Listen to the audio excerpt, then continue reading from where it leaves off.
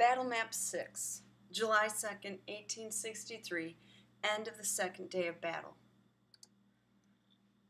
When we left off, we were talking about how Joshua Lawrence Chamberlain and the 20th Maine, as well as thousands of other Union troops, including the 16th Michigan, defended Little Round Top. It was close, but they managed to hold the position. There was also fierce fighting in the Devil's Den, in the wheat field, and the peach orchard. The Confederates actually broke the Union lines just for a brief moment on Cemetery Ridge, and they also put up a good fight on Culp's Hill. But in both cases, they were forced to pull back to their original positions. As night falls, Longstreet is surveying the damage that he sees, and it's absolutely disgusting. Sam Hood, who was leading his men into Little Round Top, is having his arm amputated. About a third of Sam Hood's men are gone. There's extremely high casualties. Surgeons are cutting off arms and legs. There's men dead and dying everywhere. It's absolutely horrifying.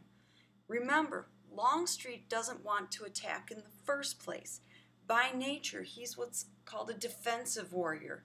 His preference would be for the Confederate Army to just pull back from Gettysburg altogether, swing to the south, and get in on some high ground between Gettysburg and Washington, D.C., and force the Union to attack them, because you're much more likely to win if you're defending versus attacking. So he goes back and he tries to talk to General Lee. He tries to tell General Lee, look, we sustained huge losses. We can't do this again.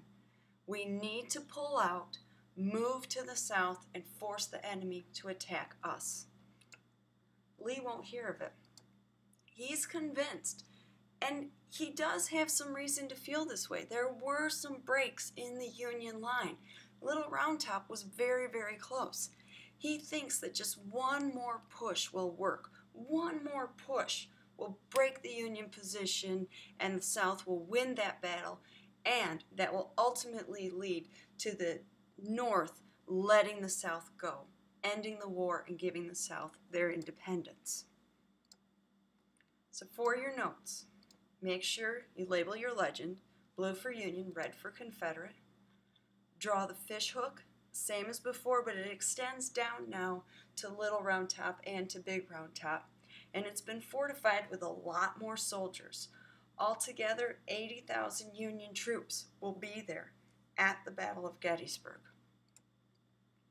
Longstreet is to the south, A.P. Hill's along Seminary Ridge, and Ewell is still watching Cemetery and Culp's Hill.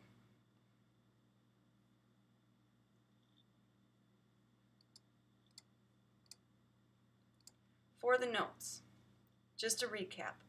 Chamberlain's quick thinking on Little Round Top has saved the day. The Confederates retreat from that battle in disarray, but fierce fighting also occurred on Cemetery Ridge and on Cemetery and Culp's Hill. Longstreet, disgusted with the heavy casualties sustained, tries to talk Lee into extricating or removing the Army of Northern Virginia, that's the Confederate Army, and digging in on higher ground to the south. Lee feels that the South was extremely close to winning that second day, and that just one more push will break the Union lines. Longstreet tries to tell him it's not going to work, it will fail, but Lee refuses to listen.